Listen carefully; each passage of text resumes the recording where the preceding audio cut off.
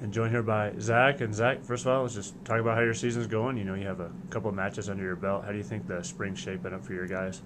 Yeah, it's been an interesting start to the season with changing coaches and towards the end of last fall and not really knowing how things were going to turn out. But it's been quite good. We've been a bit riddled with injuries. A lot of players are having problems, but the first two matches they showed quite a bit of promise. First of all, we went to Grand Canyon. Again, injuries played a big part with our number one having shin splints, not being able to run around on the court. But Pablo at two played a great match. There was some tight contested games between the rest of the guys. I had a pretty great weekend. I'm not going to lie, I was pretty happy. Had a hard fought contest in doubles. Took it out in a tiebreaker. Obviously, playing D1, it's a little different, a lot faster.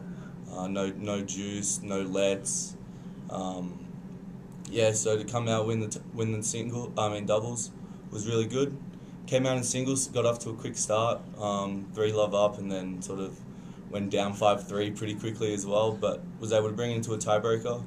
Unfortunately, I lost the tiebreaker, but was able to bounce back, win the second set 6-2, and then took the third out 10-2 because the match had already been clinched. But it was a good feel. I think that a lot of the guys, especially our freshmen, were very nervous, and it was good to get just that match experience. And sort of the D1 environment is sort of good because it's a lot more uplifting and a lot more screaming and whatnot. And there's a lot more people as well. So being in that environment for your first match, it can be overwhelming, but it's also a good experience for the rest of the season to come. And then obviously this last weekend we had our first home game. We played Nimi. Sort of an undermanned side in Nimi, but they came out and fought really hard and showed some really good matches, and a lot of guys went to three. In my doubles especially, they came out, took us by surprise, and they were able to take the win from us, and we eventually got the win 7-2, but there was really some really good matches. It was high quality tennis, especially from the top four flights, and it was really good to get our freshmen to get some wins as well and get some experience, and hopefully things can continue along that way this coming weekend when we take on a few more D1 teams. Yeah, I was going to say, I mean, the schedule really gets going now. You know, you had the two kind of spaced out there, and now all of a sudden you guys are going to be playing a whole ton of matches because then you go to Phoenix after this for, 4 or 5 matches there, and then conference starts rolling in once you go to California and Vegas. So how do you prepare for that? Like you said, we've been working with injuries, just trying to pace your guys, well enough for that. Yeah, our season really kickstarts this weekend. We play NMSU tomorrow, hopefully, if the rain holds off in Cruces. And then we play UT Arlington, another D1 school, on Saturday.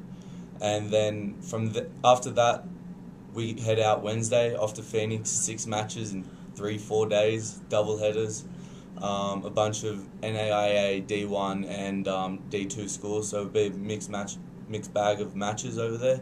But yeah, once that comes, that's when it's really going to be really taking care of our bodies. Me especially, I've had a lot of injuries.